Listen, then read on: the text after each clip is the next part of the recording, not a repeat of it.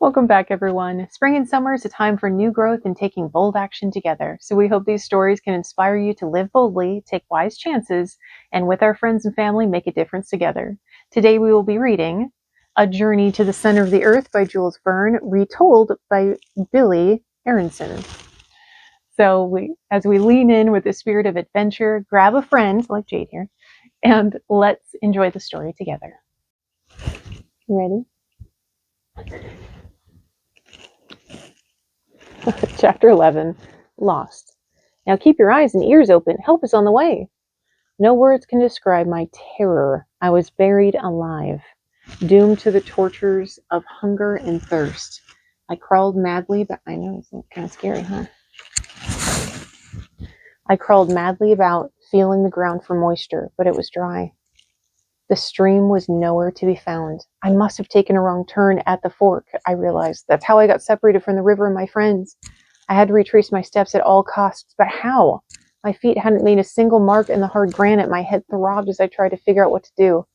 When I tried to reason, I kept getting stuck on that awful word, lost, lost, lost. As I stood there paralyzed, I felt the weight of the hundreds of miles of earth above me. I know, it's scary. It'll get better, don't worry.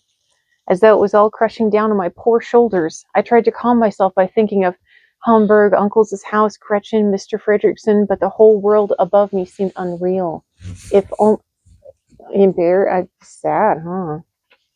If only that roof above my head would rip apart and I could leap the 100 miles to safety. I knelt to ask God for help. As I prayed, I remembered my childhood. Praying eased my mind. As I stood there, I realized that in my panic, I'd overlooked a comforting fact.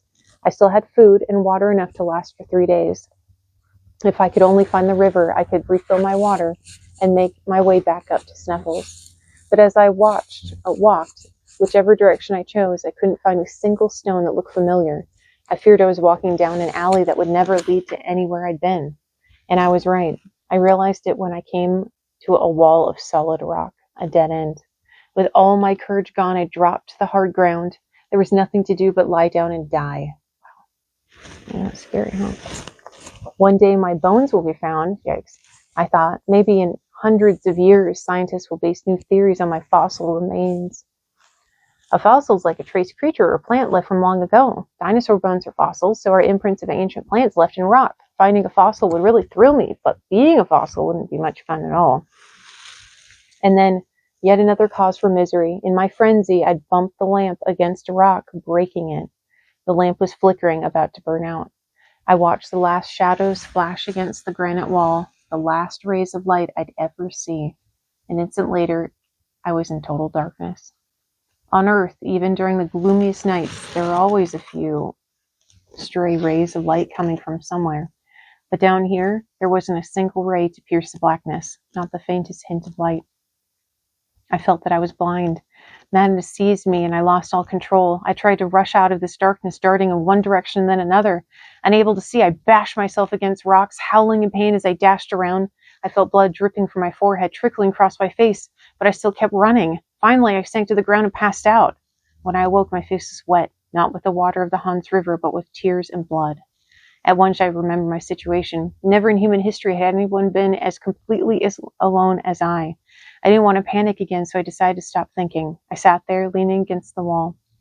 Just as I was about to pass out again, I heard something. A sudden, distant blast. Had a boulder shaken loose somewhere? I listened again. The tunnel was so silent I could hear my heart beating. Suddenly, I heard another sound. The vague echo of distant voices. I became overjoyed, then frightened. Could the words I thought I heard be my own echoing back?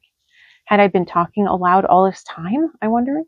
But soon I was certain these voices weren't mine. One of them was speaking Danish. I sprang to my feet and cried aloud, "Help, I'm dying!"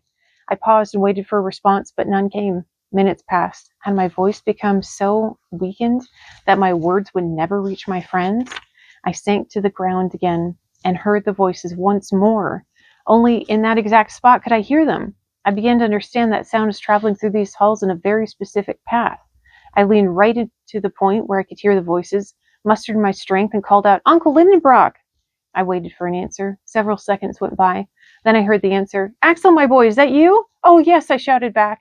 Between each of my answers and the question that followed, I noticed a long pause. Where are you? Lost. And your lamp? Out. But the stream? Can't find it. Don't worry, we'll find you, my uncle reassured me. I'm getting weak, I pleaded. I can hardly talk. Then rest, he answered. How I feared I'd never find you, Axel. We searched up and down the river when we fired guns and down the tunnel, up and down the tunnel to let you know where we were.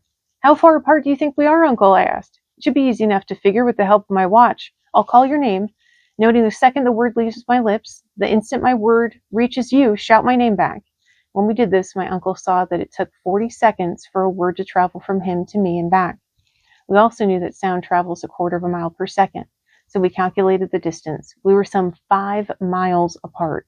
5 miles! Hearing my uncle's voice had calmed me, but the distance made me tremble once again. We were miles apart, and I was still alone in the dark. When you're walking around a tunnel, your voice bounces around the walls, making an echo. It seems that Axel and his uncle have found a sort of natural tunnel in the rock. It twists around in all directions, allowing their voices to bounce for miles and reach one another's ears. Don't panic, my uncle said. Just move towards the sound of my voice. Find the tunnel from which it seems to come and follow it. As we move towards one another, our strange sound connection will be broken. But keep moving along the tunnel from which you heard my words, and you'll soon find yourself among friends. Until then, goodbye. I walked slowly and carefully towards the tunnel from which the sound had come. I found that I couldn't walk. The slope was too steep, and I had to drag myself along. Soon the way got so steep that nothing I did could keep me from sliding. I plunged, falling freely down a shaft. I grabbed wildly for the walls. In vain. There was nothing to hold on to. I was falling into a pit of darkness. Suddenly, something smacked against my head, and I lost consciousness. Smacked on the head? Boy, just as Axel's about to be rescued from one dangerous situation, he tumbles into yet another. Making a historic journey is no picnic. All right, that does it for Chapter 11. We'll see you soon for Chapter 12.